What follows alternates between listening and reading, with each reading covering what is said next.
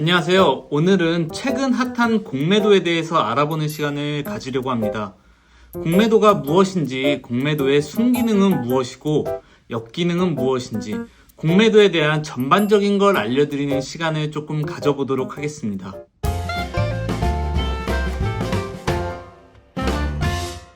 주식을 시작하는 저와 같은 분이나 작년 3월 이후로 주식을 처음 시작하시는 분들이라고 한다면 공매도라는 제도를 경험해 본 적이 없을 겁니다. 왜냐하면 금융위원회에서 작년 코로나19로 급락한 증시 상황을 고려하여 20년 3월에 공매도를 전면 금지시켰기 때문이죠.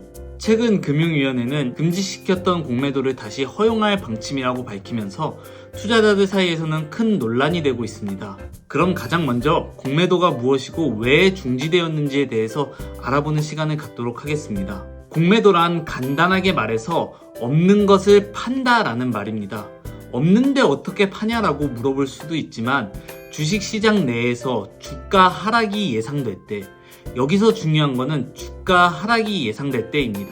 주가가 만약에 계속 상승할 것 같으면 공매도는 하지 않습니다.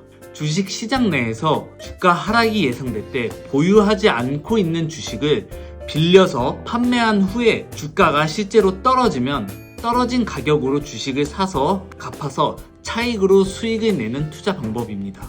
예를 들어 오늘 삼성전자 주식을 가지고 있지 않은데 한 주에 9만원짜리 삼성전자를 빌려서 오늘 팔고 3일 내에 삼성전자 주식이 떨어지면, 예를 들어 8만원의 주식이 떨어졌다고 가정하면 8만원의 주식을 구입한 후에 갚아서 1만원의 차익을 실현하는 게 바로 공매도입니다. 공매도의 역기능, 일반적으로 단점으로 가장 많이 나오는 의견 중에 하나는 주식을 빌리지도 않고 파는 행위, 불법 공매, 허위사실 유포 등입니다. 자, 생각을 해보세요.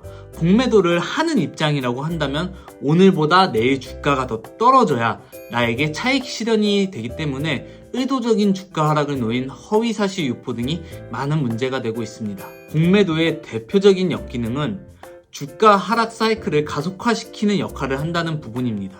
아까 말씀드린 것처럼 없는 주식을 빌려서 매도하게 되면 매도하는 행위 자체만으로도 주가 하락과 이어집니다. 하락된 주가는 기업 가치를 왜곡시키죠. 물론 실적이 없는 경우에도 주가는 기대감에 상승하기도 하지만 실적이 좋은데도 주가가 떨어진다면 그건 더 심한 가치의 왜곡이라고 생각을 합니다. 이렇게 하락된 주가는 기업의 가치를 왜곡시키고 투자자는 하락된 가치 때문에 손실이 발생하게 되죠. 손실이 발생하게 된 투자자가 모이면 전반적인 증시 하락과도 이어지게 됩니다. 다시 한번 정리를 해서 말씀드리면, 없는 주식을 빌려서 매도하게 되면 매도 행위 자체로 주가가 하락하고, 하락된 주가는 기업의 가치를 왜곡하고, 왜곡된 기업의 가치는 투자자로 하여금 손실을 입게 하고, 투자자가 입은 손실은 전반적인 증시 하락과도 이어집니다. 우리나라 기업이 크게 성장하고 하루하루 글로벌화해지고 있는데 국내 주식이 미국 주식처럼 꾸준히 우상향하지 못하고 박스권에 갇혀있는 이유도, 그리고 국내 코스피가 박스피라는 오명을 받는 것도 바로 이 공매도의 역할이 크다는 의견이 굉장히 많습니다. 이런 공매도가 금지된 것은 이번뿐만이 아닙니다. 08년도 서브프라임 모기지 사태로 세계적인 금융위기가 왔을 때도, 11년도 그리스발 유럽 금융위기가 왔을 때도 금지되었고, 올해 3월 코로나19로 국내 증시가 급격한 위기를 맞을 것 같자 다시 공매도가 금지되었습니다. 공매도가 금지된 3월 이후에 국내 증시는 최고의 호황을 맞이하였고, 이 공매도의 역기능을 주장하는 의견에 다시 한번 힘을 실어주는 단서가 되기도 하였습니다. 그럼 이 좋지도 않은 공매도 제도가 존재하는 이유는 무엇이며 왜 금융위원회는 다시 이 공매도 제도를 시행하려 하는지 알아보도록 하겠습니다. 2020년 주식시장은 말 그대로 호황이었습니다. 대출의 마이너스 통장까지 끌어모아서 영혼의 빚투를 하는 상황까지 이르렀고, 주식을 하지 않으면 바보가 될 정도로 주식시장은 과열되었습니다.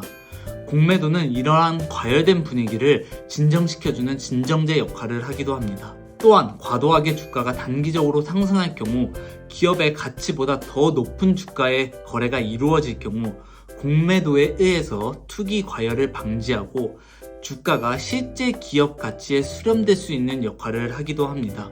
즉 주가가 면밀하게 검증되기도 한다는 거죠. 여기에 더해 개인 투자자에게는 조금 더 객관적인 정보를 제공하고 주가에 대한 경계심도 심어줄 수 있다는 의견이 많습니다. 공매도의 순기능을 말하는 사람들은 공매도가 거래를 활성화시키고 주식시장의 전반적인 유동성을 키운다고 주장합니다. 물론 생각은 주관적인 부분이니까요. 공매도라는 제도가 우리나라에만 있는 것은 아닙니다.